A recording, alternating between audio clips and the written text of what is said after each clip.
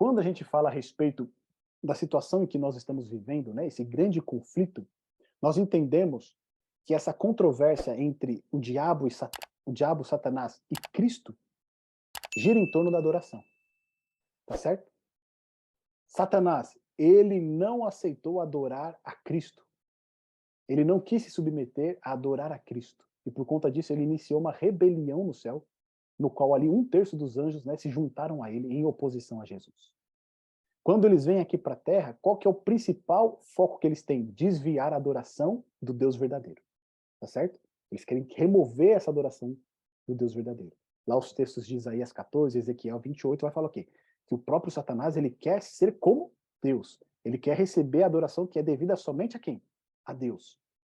Tá bom? Então, aqueles que procuram adorar a Deus como ele requer, eles sempre padecem de perseguições. E muitas vezes de maneiras cruéis pelos seus próprios ditos o quê? Irmãos. É aquele texto de 2 Timóteo, né? Todos aqueles que quiserem viver piamente segundo Cristo viveu, padecerão o quê? Perseguições. E a gente vê isso em toda a história bíblica. Por exemplo, lá na história de Caim e Abel, em Gênesis 4, o que a gente vê? Um irmão matando o outro, tá certo? E por que ele matou o outro irmão? Porque as suas obras eram más. Caim matou Abel porque as suas obras eram más e as de Abel eram o quê? Justas. Abel adorava a Deus como Deus pediu. Caim queria adorar a Deus da sua maneira. Como Abel adorava a Deus da maneira que, né, Deus pediu, Caim ali ficava revoltado com isso.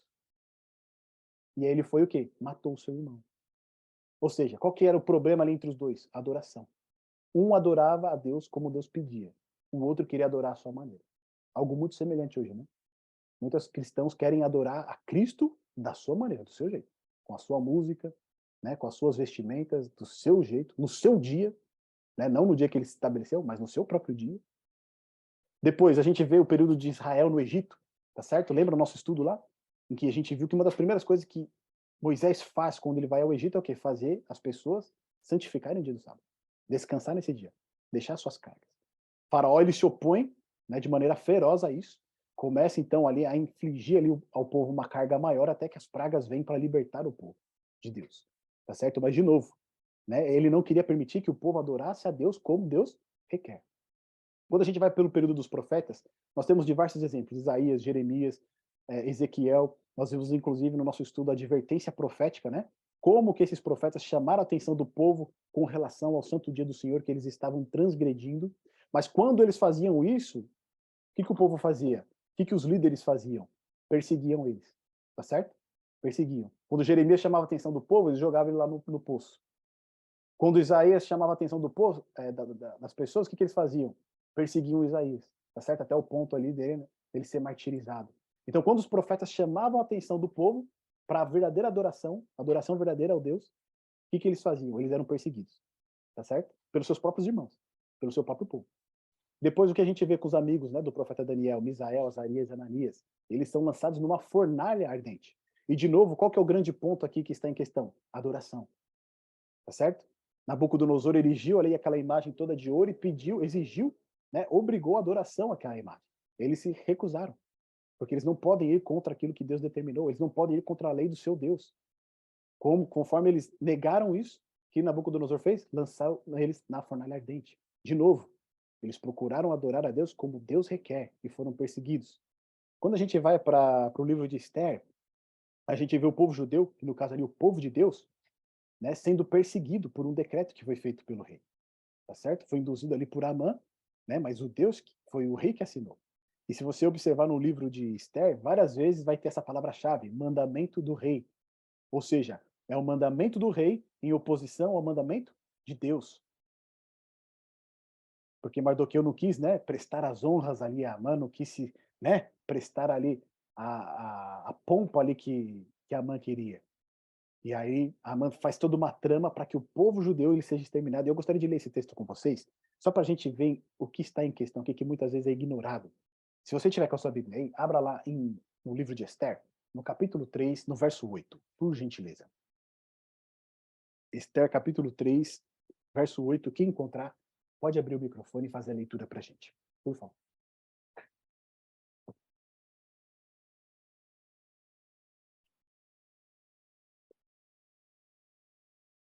Esther, capítulo 3, verso 8.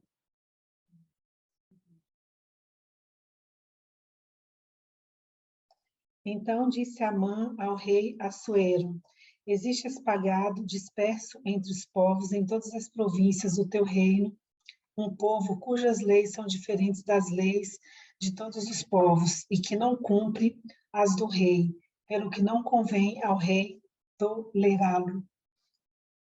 Olha só. Existe um povo que tem uma lei o quê? Diferente da lei do rei. Tá certo? Agora eu pergunto para você, se hoje você decide obedecer à lei de Deus, você vai ter uma lei diferente do mundo? Você vai ter uma lei diferente das autoridades? Percebe? E ali o que eles fazem? Começam então a perseguir, né? No verso 14 vai dizer justamente isso. Foi dado um decreto para que matassem o povo de Deus. Por quê? Porque eles tinham uma lei diferente. Tá certo? Se a gente for ver a lei diferente, no exemplo de Mardoqueu, qual que é? Adoração. Mardoqueu, ele não aceitava desviar a sua adoração do Deus verdadeiro, a sua reverência para o Deus verdadeiro. E por conta disso ele foi perseguido. Por conta disso o povo inteiro foi perseguido. O nosso próprio Salvador, ele foi perseguido por querer adorar a Deus, adorar ao Pai como ele pede.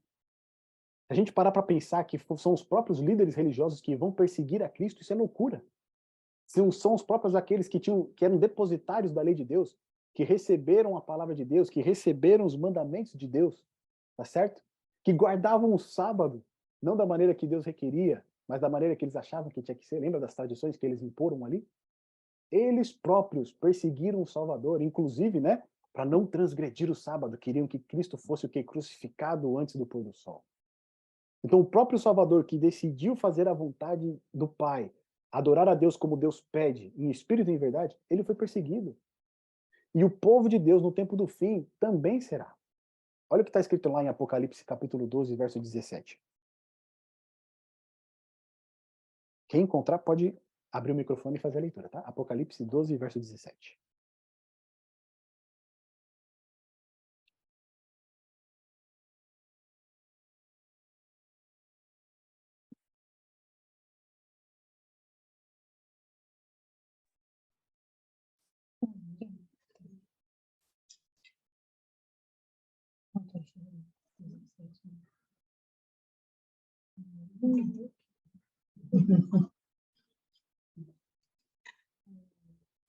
Irou-se o dragão contra a mulher e foi pelejar com os restantes da sua descendência.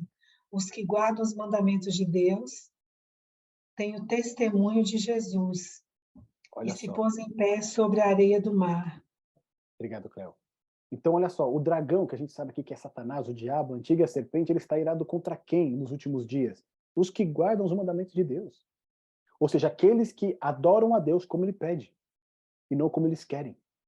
Aqueles que seguem o testemunho de Abel, e não o de Caim, que adoram a sua maneira. No dia em que pretendem, da maneira que pretendem. É contra aqueles que fazem a vontade de Deus que o dragão está irado. E lá no capítulo 14, no verso 12, de novo vai ser reiterada essa mesma mensagem. Olha o que está escrito lá pra gente, ó. Aqui está a paciência dos santos. Aqui estão os que guardam os mandamentos de Deus e a fé em Jesus. Em Apocalipse 22, de novo, vai ser retratada essa questão. Algumas traduções, elas estão diferentes, as traduções mais modernas, né? Ela vai estar diferente, mas o sentido acaba sendo o mesmo. Olha o que diz lá Apocalipse 22, verso 14. Bem-aventurados, ou seja, felizes, aqueles que guardam os seus mandamentos, para que tenham direito à árvore da vida e possam entrar na cidade pelas portas. Em algumas traduções vai estar bem-aventurados aqueles que lavam, né, os seus pecados nas vestiduras do Cordeiro, né, aqueles que lavam na vestidura do Cordeiro. O sentido ele acaba sendo o mesmo, porque aquele que é justificado por Cristo, ele anda assim como Cristo andou. Ele obedece os mandamentos do próprio Salvador, tá certo?